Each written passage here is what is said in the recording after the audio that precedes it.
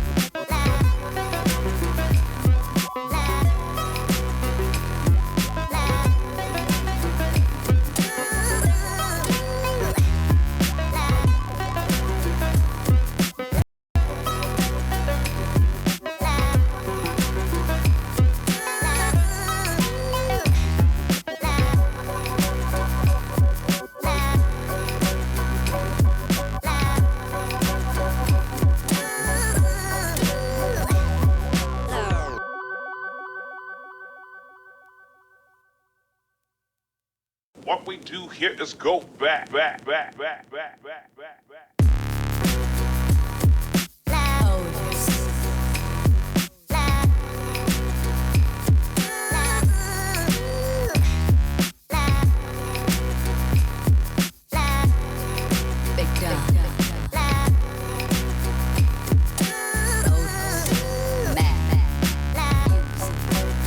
Könnt ihr ein bisschen Intro.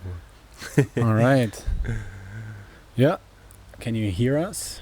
Just gonna go over here. What's up, guys? Hello. Coming to you from the garden here in Amsterdam. We thought it would be something cool to enjoy the nice weather that's blessing Amsterdam for the past 3 days and relocate out of the living room behind us into the garden and have a relaxed chat with you here on YouTube. Already a lot of questions going on. Also hi from my side, of course. So hi from Kai. A lot of things going on in the chat already. Good to see that. Welcome to, I think, 15 people already in the chat. Audio's good. Nice outdoor views, guys. Arjan Eltsov. Hello, beautiful Amsterdam. Arjan, awesome. You should be studying right now. Arjan should be studying right now. All right. No, we're... so we're going to be outside here for the next hour or so. Again, for the people who are new to the live stream, because it's the second time we do this officially, it's a time for you to ask questions, to get to know us. You can ask questions on physio-related stuff. We'll try the best to answer them as good as possible. But also any other questions are welcome. If you want to know anything about us, just go ahead and ask. And other than that, it's just a nice afternoon chat with you. And do you want to that's about it. So we decided not to pick a certain topic for now. It's basically just, like Andreas said, to hang out, to get to know each other. You can ask your questions. It's a bit more dynamic than comments on YouTube, which always takes a while till we answer it on Facebook or Instagram. So it's just a relaxed session and a chance for you to get to know us. We have a chance to get to know you better and to have a relaxed chat. All right. Shall we jump into it? There's a ton going on.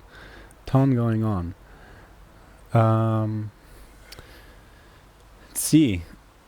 Okay, first question was, do you think static stretching is necessary considering the science that shows eccentric loading lengthens muscles? I think this is a question Kai has answered in a very elaborate way on our channel. Yeah. I think in short, no, I don't think it's necessary. You also have to ask yourself what your goal is of static stretching. I mean, do you want to prevent injuries? Because that's not possible. do you want to lengthen a certain muscle? That's also pretty hard unless done in an extreme manner, which a research by Freitas, I think, has shown.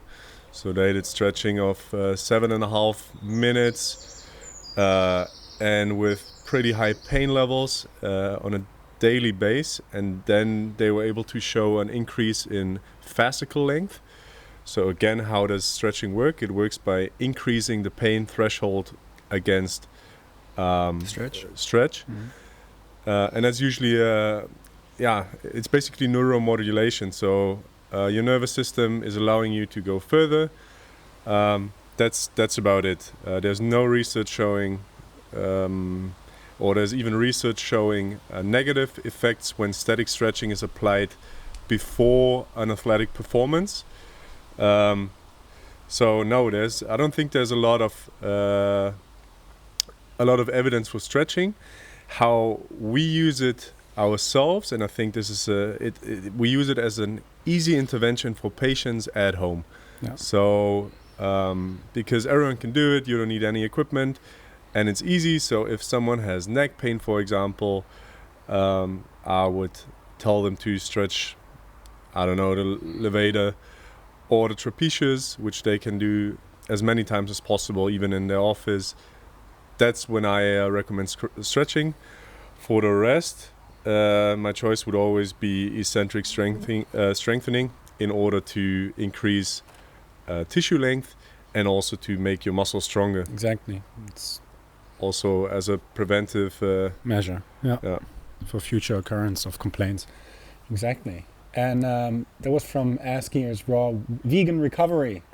What a username. There's Kai discussed all of these things in a video on our channel. Mm-hmm. You can watch that right there. Let's see. People from Sydney are watching. All the best to Down Under. What time is it there right now? You've been to Australia, right? Yeah. What's the time difference? It is 8 hours difference, so it's already nighttime basically. Should be 10 should o'clock. be 10 o'clock, 10 p.m. Or even later, 12 hours difference. So that would be pretty late. Late session. I don't know it by heart. Okay, I'm also trying to open up the chat. Yeah, there. Again, Askier's Raw Vegan Recovery. He posted a couple of questions, but they are all answered in the video. So I think it's best if you just go on our channel, and this why stretching is useless. If you type that in, you can find that pretty easily. It's also on Facebook, and then it answers the questions. Also, you asked about tight and weak. We have a video on that as well. Muscle tightness explained, the phenomenon of tightness, and how we can deal with that. And someone is worried that we are finished. I think that's because of the bumper, the countdown to the stream. I'm just getting started. Okay, how many times a week? Same question again. How many times a week should people load their rotator cuff muscles or posterior chain? Well, let's see.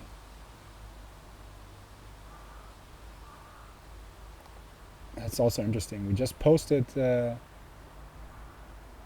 also a video series that finished on Friday on rotator cuff strengthening or a painful shoulder. From really the acute phase, moving on to subacute, to eccentric loading and more sport-specific plyometric drills for the rotator cuff. And yeah, that's pretty. We give those recommendations for adapting the load to the patient's capacities, moving from lighter loads in a more supported position and higher reps, right? Moving up to like 20-30 repetitions for 3 to 5 sets in an early stage without too much external load and in a very decompressed position with the arm being supported and moving in external rotation, because we can target the rotator cuff, and then going on to more dynamic movements and incorporating more range of motion and higher loads as you progress. So and the question was how many times per week? Yeah. Look, I think if you come from a hypertrophy or strengthening point of view, then it makes sense to have some breaks in between because you don't want to strengthen the muscle every day. From the super compensation curve, you have your training, and then your performance is decreased because of the fatigue Soreness of the and muscle, fatigue, yeah. or because delayed onset muscle soreness. And then the super compensation curve goes up, and this is when you want to plan your second session. So then what we know is that you usually have like a day or even two in between. But the thing is with rehab, and that's I think also what the point that Andreas tried to make in a rather acute phase. My goal is not hypertrophy or strengthening. My goal is to load the Connective tissue, yeah, it is to load connective tissue in a way, for example, with isometrics that decreases pain. So then I don't worry about hypertrophy or anything at all. I want them, for example, with the isometrics, to do them as many times as possible per day. So I tell them, every other hour you could quickly do the isometrics just to modulate the pain and to get some load on the connective tissue or on the tendon in this case. Yeah. And then when you move on, and this is also what we state in the videos later on, if you work on eccentric strengthening, or you are an athlete that is really trying to increase eccentric strength, for example, then you should plan breaks in between. Yeah, let's just check here. If you go on our channel, videos, the last 4 videos that we posted, they were on the different exercise stages for subacromial pain syndrome, and then we have that the early phase rehab, supported position, performing external rotations in various positions, moving up to more compressed positions with higher loads, eccentric exercise, and plyometrics.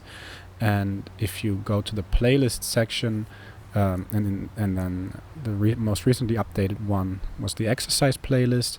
They also have something, shoulder pain relief exercises, performing isometrics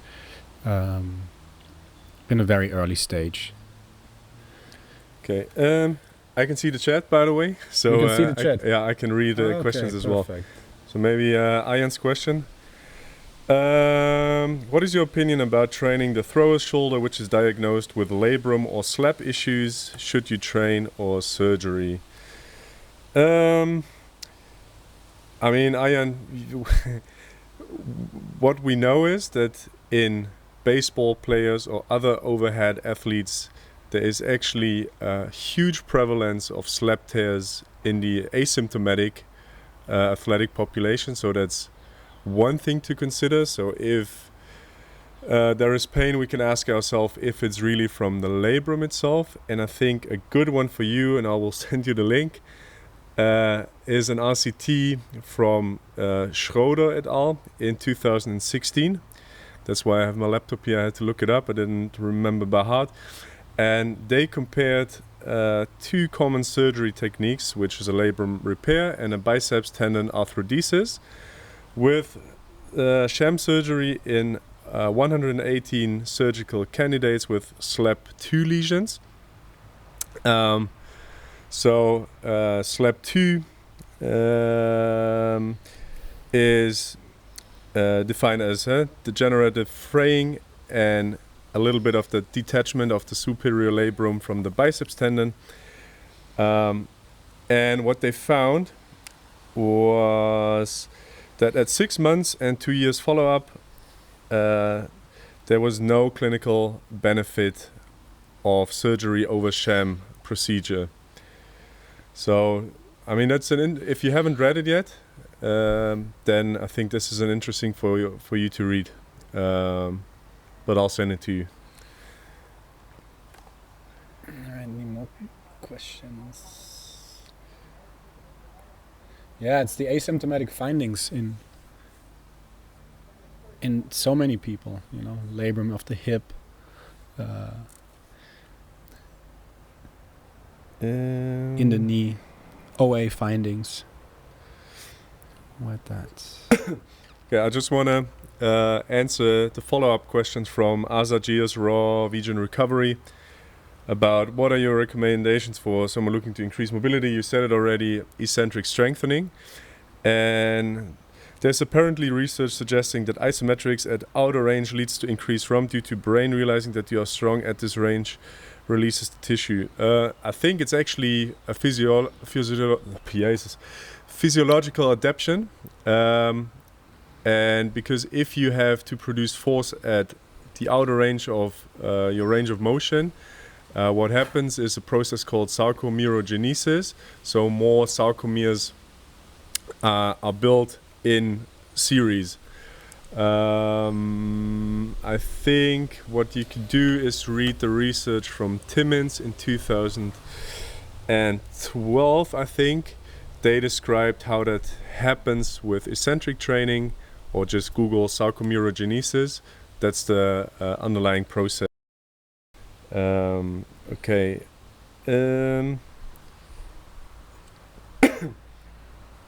What else? Should you warm up before performing isometrics? Really depends. I don't see any huge danger of injuring yourself. It depends. I mean, the way I use it for the rotator cuff is just, for example, external rotation in a zero position and a sub-maximal effort. I don't think you need to warm up for those.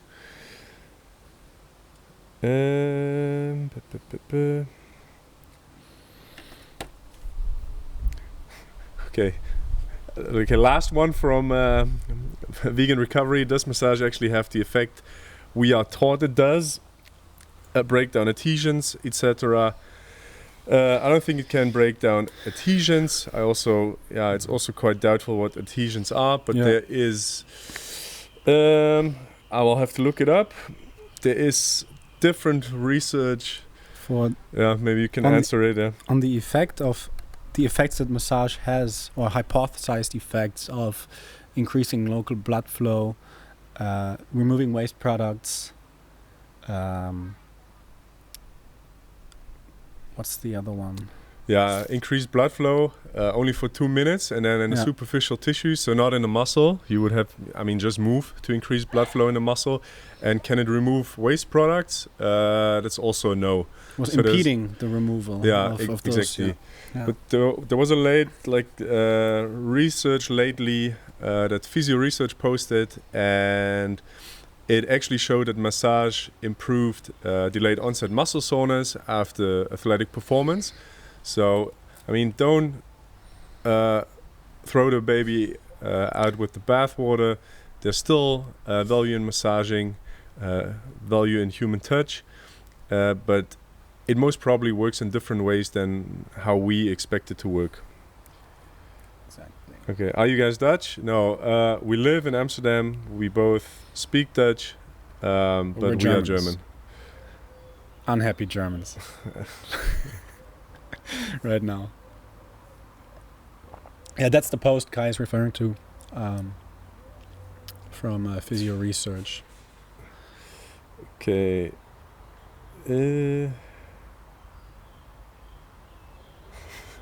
Jonas. Yes. Jonas is in the chat, our housemate. Yeah, he should come down. No, he's at the lake. He's at the lake. All right. He's not at the lake. No? He's watching from up top. Okay, any guideline for return to play after ankle injury? Yeah, guideline. Like what kind of ankle injury are we talking? Ligament sprain, syndesmosis injury, fracture? Inversion trauma, I guess. Probably inversion trauma.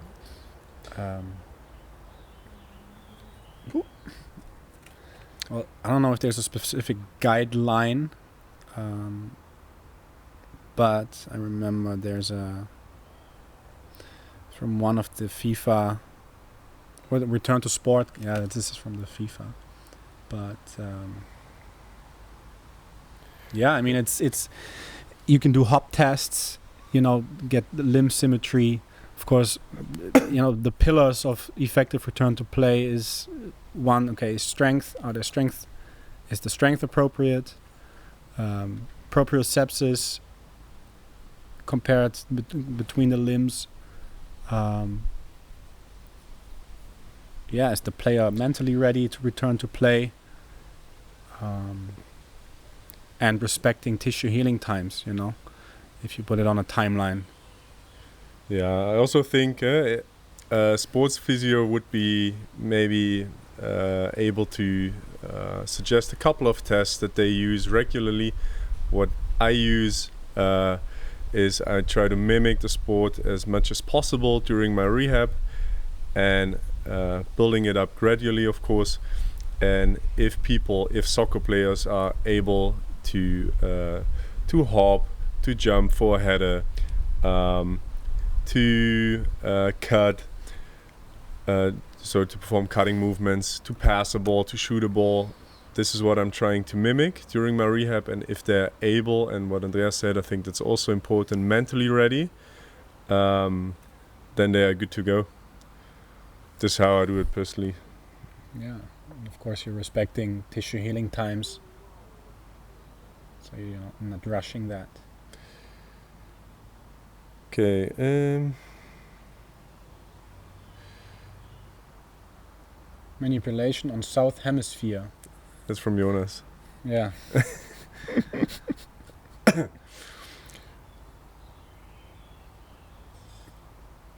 The difference between isometric and isotonic. Isometric, let's take the biceps. Biceps performs supination at the forearm, flexion, also flexion, and long head assisting in shoulder flexion. But let's take the movement flexion of the biceps. Isotonic, if we look at altering the joint angle, so full extension to flexion, now I'm performing an isometric contraction where there is tension in the muscle, but there's no more shortening of sarcomeres and no alteration of the joint angle. An isotonic was also a concentric contraction. I take a weight, even if it's just a phone, and by flexing, engaging the biceps, contracting the biceps thus, I'm altering the joint angle at the elbow and performing a concentric or isotonic contraction. So again, I think the easiest way to remember the differences is in an isometric contraction, there's no change in joint angle. And in an isotonic, concentric contraction, there is a change in joint angle. No movement, limb movement happening. Okay.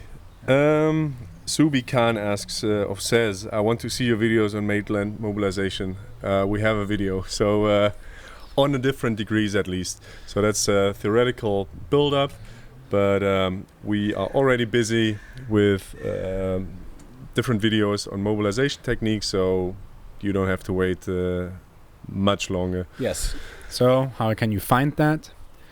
Go on our channel, go into the playlist section, and then there's a playlist called Manual Therapy, which first explains concepts in manual therapy, such as Kaltenborn convex concave. And then there's the 1, 2, 3. The fourth video right here is the video on Maitland mobilization grades. And that explains the concept. And further down there are some mobilization, some assessment and mobilization techniques.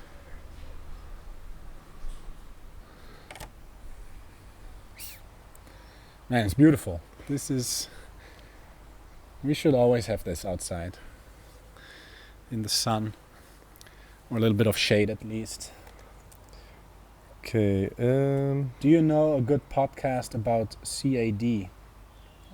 Oh yeah. Yeah, Roger Carey was on the Physio Edge or Clinical Edge podcast.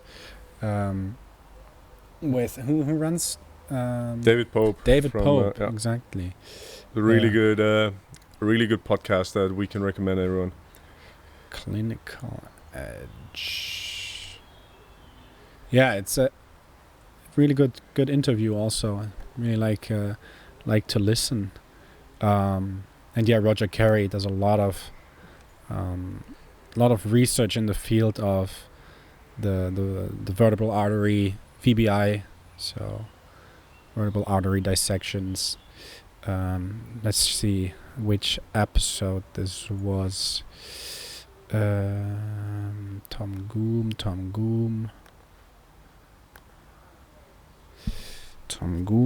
Lots with Tom Goom over here.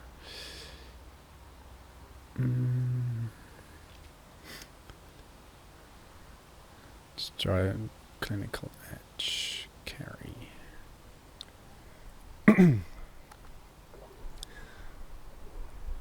Oh, it's Physio Edge.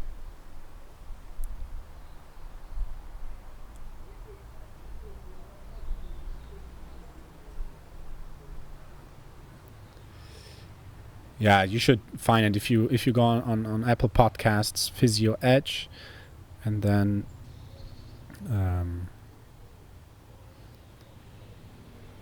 yeah, one of the episodes. I don't remember from which year it was. Okay.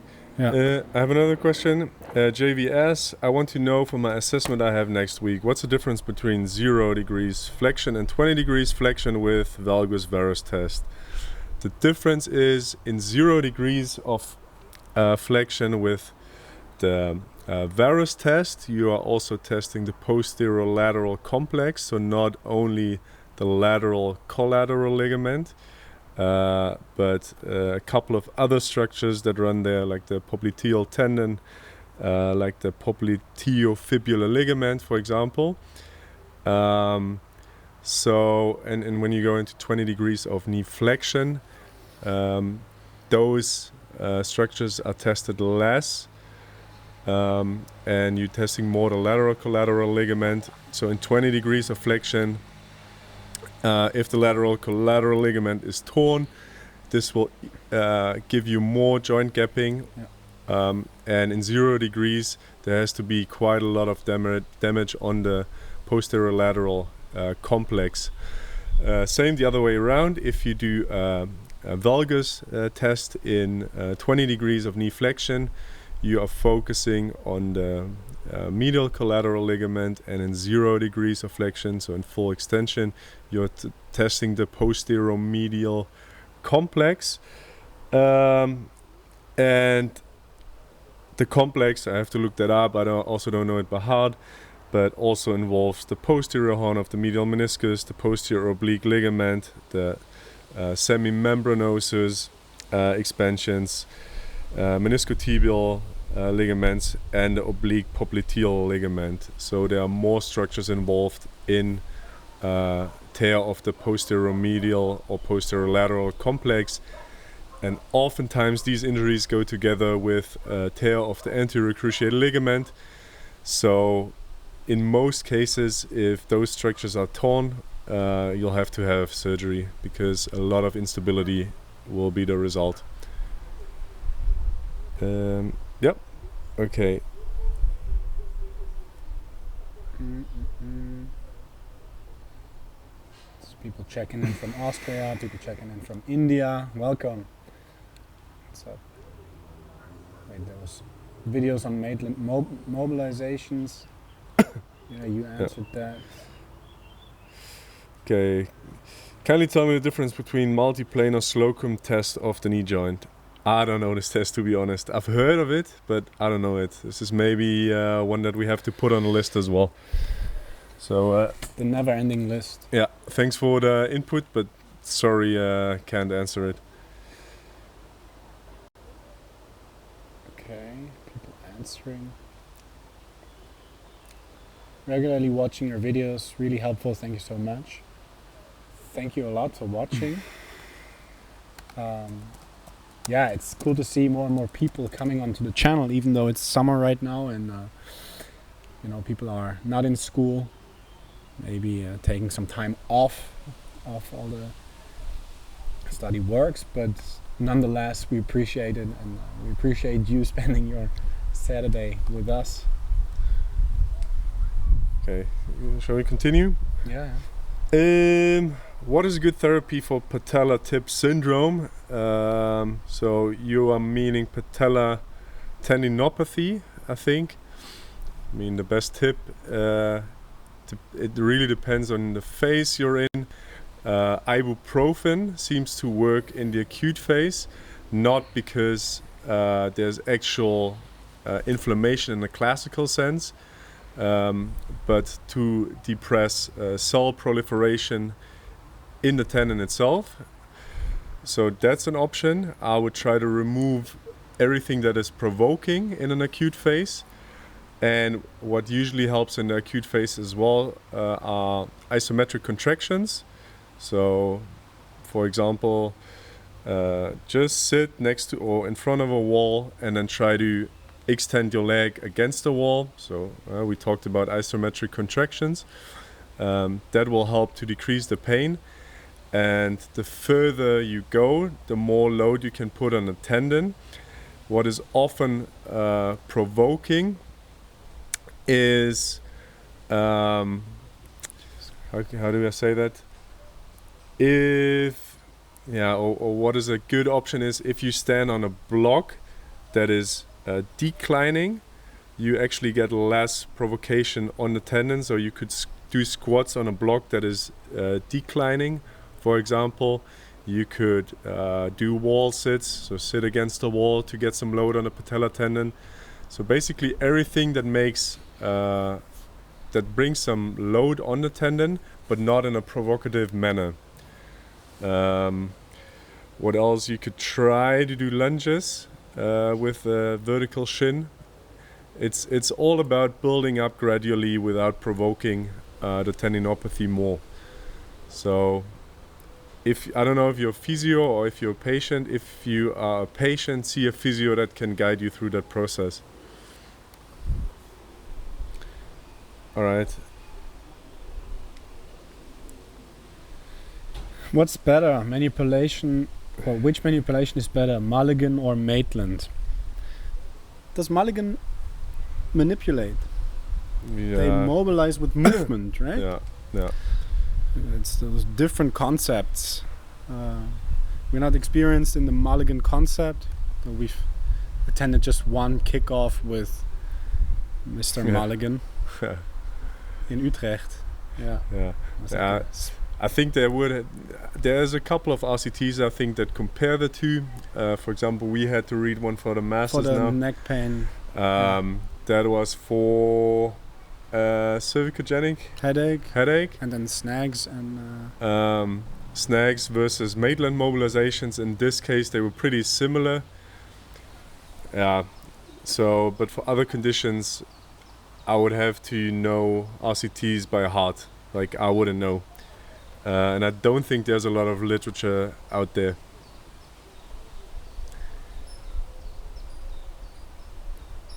Okay.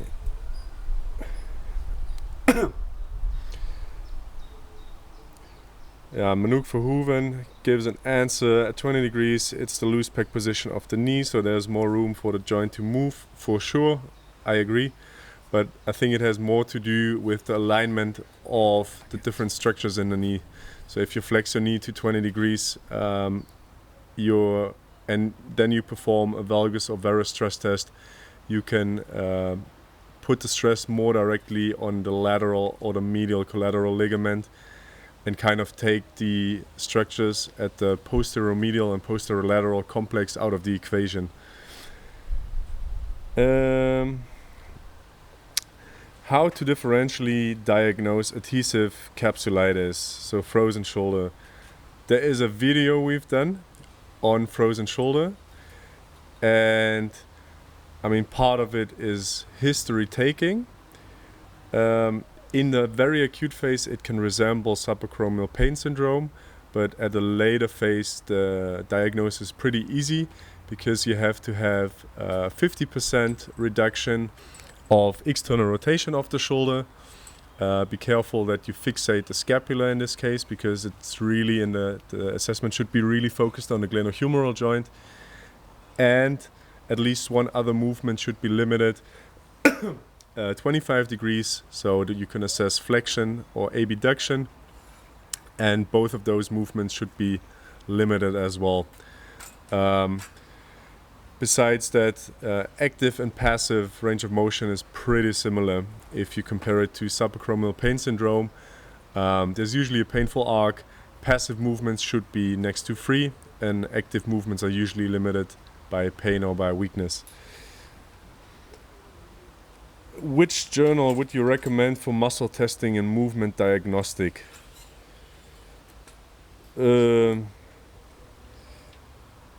Yeah, I don't know if you can really recommend a certain journal for diagnostics or muscle testing. I think a journal that always has good content is the British Journal of Sports Medicine, which I like to follow. How's the other one called? The manual therapy journal that switched to musculoskeletal. I think it's called the Journal of Musculoskeletal Physiotherapy. Yeah, it was called Manual Therapy, but they have switched their name to journal, to just the Journal of Musculoskeletal. It's like MSK journal. Just had to. Okay. Can you make a video about kinesiology taping? Yeah, you can say something about that. Like the K-taping? Nah. You know, the evidence is low to non-existing for the claimed effects of kinesiology taping. I think we answered this question also before. I don't think we're gonna make videos on that anytime soon. I think neither of us use it a lot or at all. We're also not the best and we're tapers. also not the best tapers, exactly. But I think if you want to get into taping, I think a lot of the tapes, they come with a book. Do we have it here? Taping book? Yeah. Yeah. Yeah, there's like a taping book that comes with that. I don't think you need us for that. So if you're interested in getting into taping, even though the evidence is really low to non-existing, you can get a book like that and learn from there. But yeah, it's not on our list of content that we want to cover. Yeah. All right, guys, I just want to thank you so much for your videos. You helped me and a few of my classmates a lot during this year at our osteopathic course. You're welcome, Churchill Muriyuki. Where are you from? Does it say? No. It's always nice to know where you guys are from. Where this message is transmitted to. What is the main work of physiotherapists in plastic surgery department? What kind of plastic surgery are we talking? The nose jobs and butt lifts, or? I don't know, to be honest. I mean, I can imagine that if it's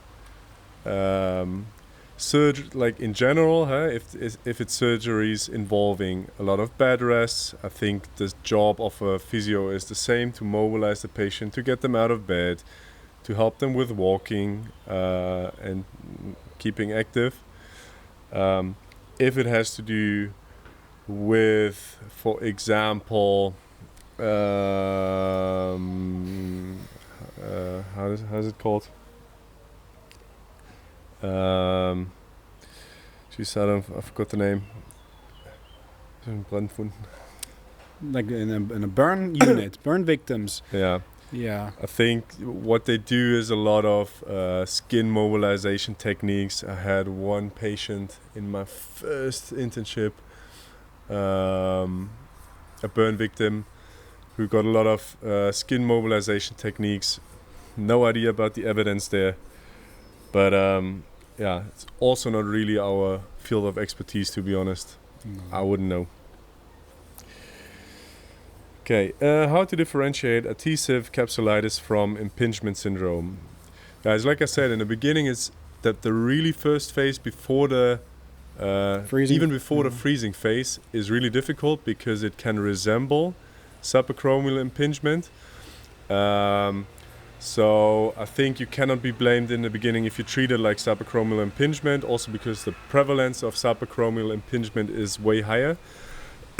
But as soon as the freezing starts, what is different is the pain is basically there with end range movement or and along the whole arm. Usually the age group is a bit older in adhesive capsulitis. They call it a 50-year-old shoulder in Asia. And the movements, active and passive range of motion, are basically the same and clearly limited. Sudden movements or sudden end range jerks at the arm, for example, are really painful. Sorry, guys. And so the really distinct factor is active and passive range of motion, especially in external rotation, is really reduced in frozen shoulder compared to subacromial pain syndrome. Mobility is usually no problem. It's rather strength and a painful arc that is provocative between 60 and 120 degrees of abduction or flexion. Yeah, I think especially what you touched on later on is the differentiation or the clear limitation on active and passive range of motion testing. I'm not so sure about your construction here. Yeah, but it's just my computer is in the almost like completely in the sun. I don't want to fry it. Okay, I think this is a good one for you. Can you describe a recent complex patient of yours or one you found interesting? Oh yeah. I think you know that we graduated two years ago, almost. Yeah, 2 years ago. Like this time 2 years ago. We've both started working at this pretty young clinic. It's great working environment. I had a patient. I think the what do you think is an interesting patient? I think those are the challenging ones. It's not maybe a simple ankle sprain that you rehab and that it can walk again. It was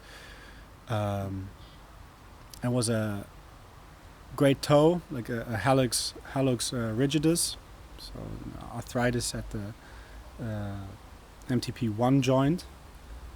A dancer, female dancer, heavily impacted by no CBIC language from other health professionals, had undergone surgery to remove osteophytes in the joint, has of course movement restrictions,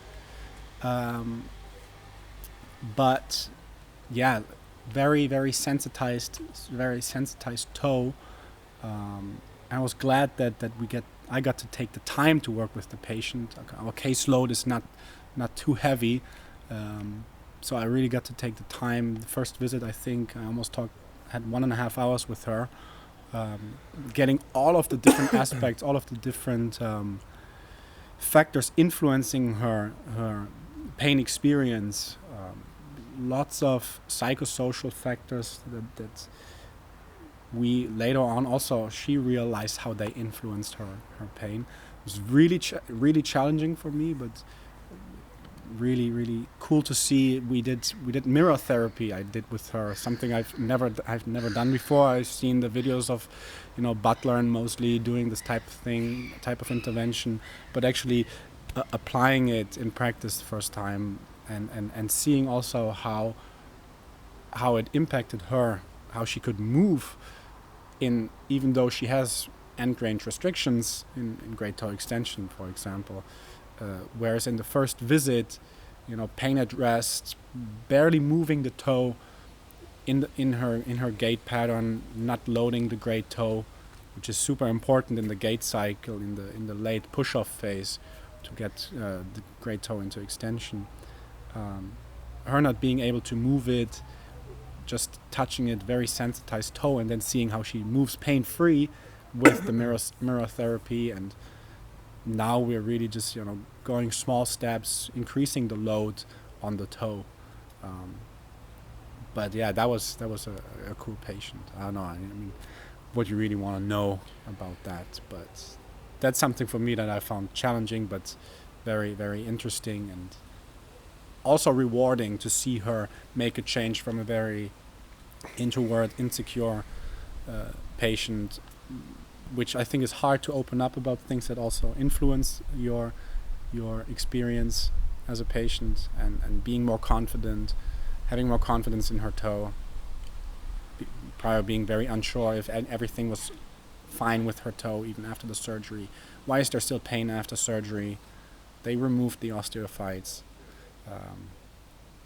And doing some explain pain, giving her resources so she could learn about the multifactorial etiology of pain and also chronic pain, because she's been dealing for that for more than a year almost. Yeah, I think I have to say I didn't have too many super complex patients lately, so they've all been going pretty smoothly. I think in general the challenge is always if someone has a complaint for longer, if it's a chronic condition, it's just always less about the biomedical aspect and more about the psychosocial factors, and there's surely central sensitization going on. So I think it just takes longer in general. Your approach has to be even more graded in this case. Like I had a girl with just patellofemoral pain syndrome, but she's had it for 14 years. Like with her, the progress was super slow, although she had really good adherence to the exercises that I was giving. And I think the challenge there is that the patient still stays motivated to do the exercise and that they believe in the therapy and in the exercise you give them. And I was also doubting at points if we were making progress. So I think that's just something that takes a lot of effort and is harder in general. Okay, I'm sitting more and more in the sun. Yeah, I think we have to move the setup. No, it's Okay. What time is it? No, we still have some time. Yeah, we have some time. Um, Gotta apply some sunscreen maybe. okay. What else? Yeah, if you have to chat. Otherwise. Big fan of yours, especially for mentioning the statistics of each test. Have you seen the documentary Tom versus Time? I don't know it. You know so many. Is it on Netflix? Otherwise, we have to check it out. But I've never seen it. Tom versus Time. No. Haven't seen it. Okay. Yeah, happy to hear that you like the approach that we've taken as well with trying to back different tests with evidence. Although at the same time we have to say, with all the studies that we mentioned, all the diagnostic studies, they are always dependent on the population that is used in the study itself. So that's one thing you should always try to bear in mind. I mean, we can mention every study or every detail about a study in our videos because they would just become too long. But for example, if you take the flexion rotation test for cervicogenic headache, there is one study from Toby Hall when they compare people with cervicogenic headache because of hypomobility at C1, C2, and they compare it with healthy individuals, then what you see is that the test is next to perfect. It has a really high sensitivity, a really high specificity, because it's way easier to distinguish those two patients. I mean, healthy patients don't have limited range of motion. People with cervicogenic headache, they do have limited range of motion. So in this instance, it seems like it's a perfect test almost. Then there was another study, also from Toby Hall, I think, when they tried to distinguish cervicogenic headache patients from patients with tension type headache. And then what you see is that the sense and specs values both drop to 70. So just based on that population, it's way harder for a test to perform well. Another thing to consider is the gold standard that is being used. So if you don't have a really good gold standard, this also limits the diagnostic validity of a test. So if we take cervicogenic headache, the gold standard would be diagnostic blocks of the facet joints, which they also didn't do in those studies. Their gold standard was a diagnosis by a neurologist and based on anamnestic criteria.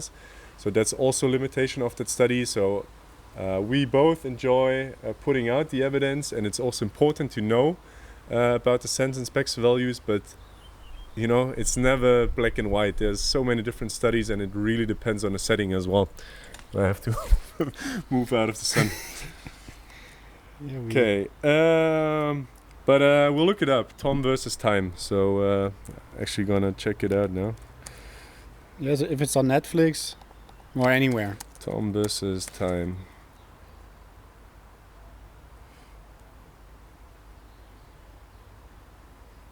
Mind, spirit, family, and friends.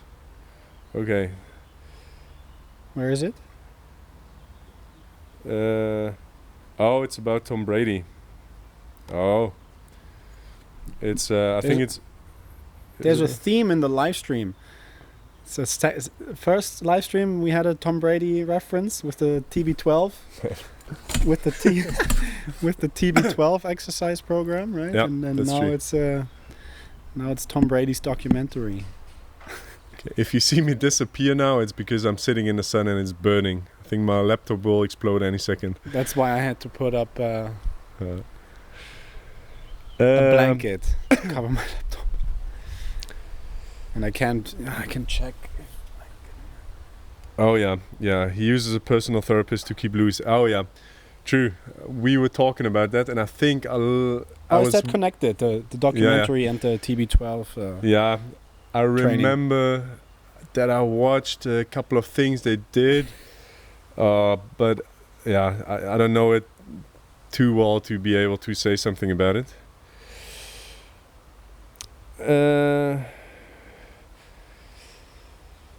Okay, Alexei Plotnikov is asking, area under my butt, can I hit only semitendinosus with some exercises, maybe single leg Romanian deadlift? I think maybe I've overloaded my biceps femoris. You made that video, right? About the 4 different exercises for the semitendinosus and semimembranosus. Yeah, what are the biceps best femoris. exercises to target the entirety of the hamstrings? But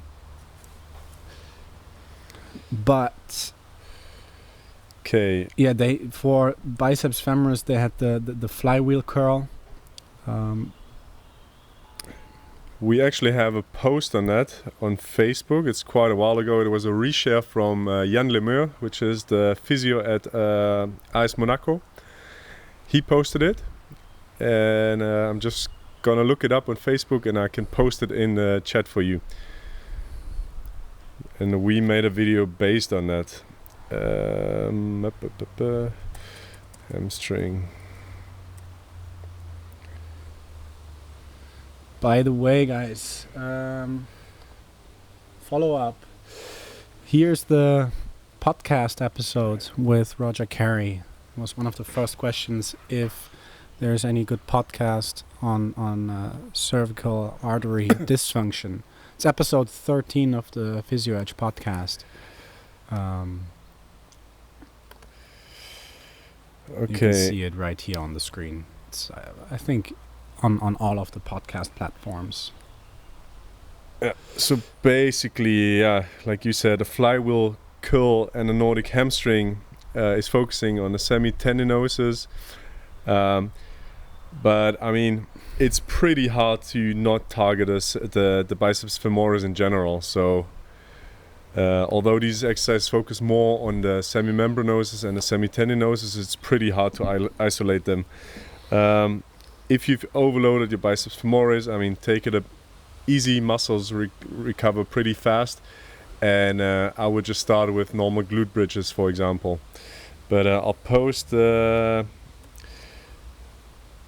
link to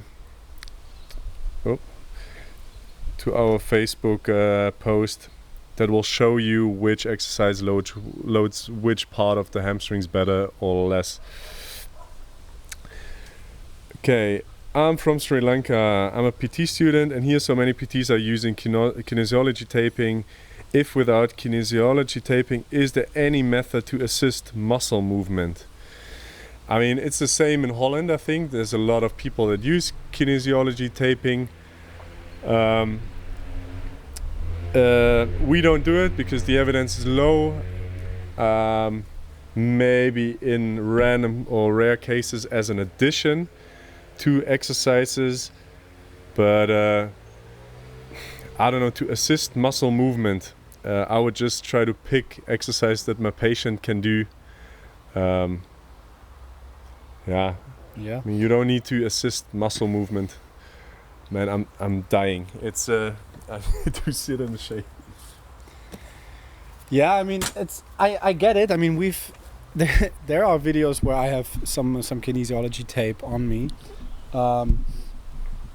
This is funny now. You're just gonna be sitting all the way back. Yeah. Yeah, I mean, to get some proprioceptive input, I get that. We've experienced it ourselves on our bodies that, you get that, you put the tape under tension and it reminds you, okay, maybe, I have to put my shoulders back and engage my rhomboids a little bit more. But, what Kai said, find an exercise, find a movement that the patient can do.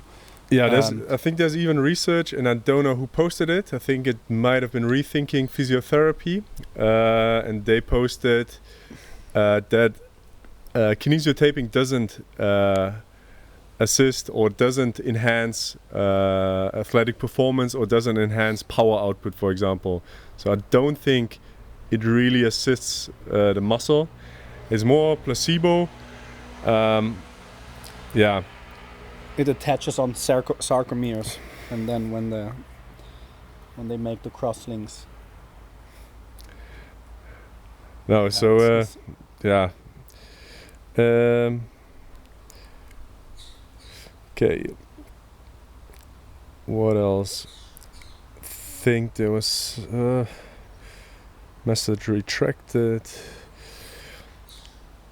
Hello, I'm from Malaysia, says Love is Destiny 30. It seems that in our country physiotherapy and chiropractic therapy is very similar. What do you guys think are any differences?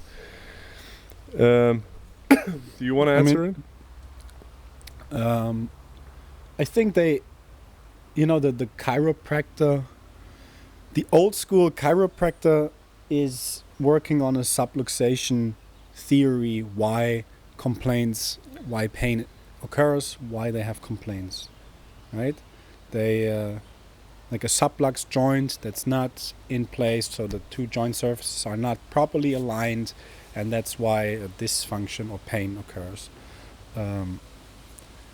I think nowadays it's more the domains of manual therapy and chiropractic practice that are similar than physiotherapy and chiropractor. Yeah, in Holland, at least, it's really separate. Physiotherapists don't manipulate usually. Here, it's really manual therapists, and their choice of treatment oftentimes is or are manipulations in addition to other stuff. And I think chiropractic or chiropractors they also manipulate a lot. I think based on what I know, the only treatment are manipulations, and I think the scope of a physio or manual therapist is broader. Yeah.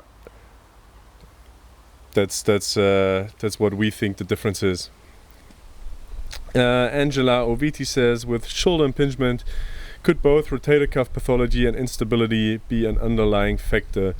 I mean, the idea of shoulder impingement is rejected basically. Why? Because the underside of the tendons are affected almost in 90% of all cases. So if the shoulder impingement theory would be true, then you would expect the rotator cuff tears on the upper side. Then we had the recent Seesaw trial from Beard et al. In 2018. They showed that a resection of the acromion roof doesn't make or is not better than any sham procedure. So that also speaks against the impingement theory. What shoulder impingement is basically rotator, or now it's better called subacromial pain syndrome. Yeah. So it's basically rotator cuff pathology plus minus bursitis plus minus biceps tendinopathy, and of course there can be different underlying factors. It could be an underlying GERD that is distributing or contributing to that to the rotator cuff overload. It could be instability. It could just be overload in the past. There can be intrinsic, extrinsic factors. There can be trauma. There can be systemic diseases like diabetes that have an influence on the tendon. And the psychosocial parts. I mean, your system could just be really sensitive or desensitized by a lot of psychosocial factors as well. What else? Yeah, No, that's because basically the back story. to the question. Yeah. Was the question: is there a difference between impingement and rotator cuff tendinopathy? That was the question. No. No? It was with shoulder impingement. Could it both rotate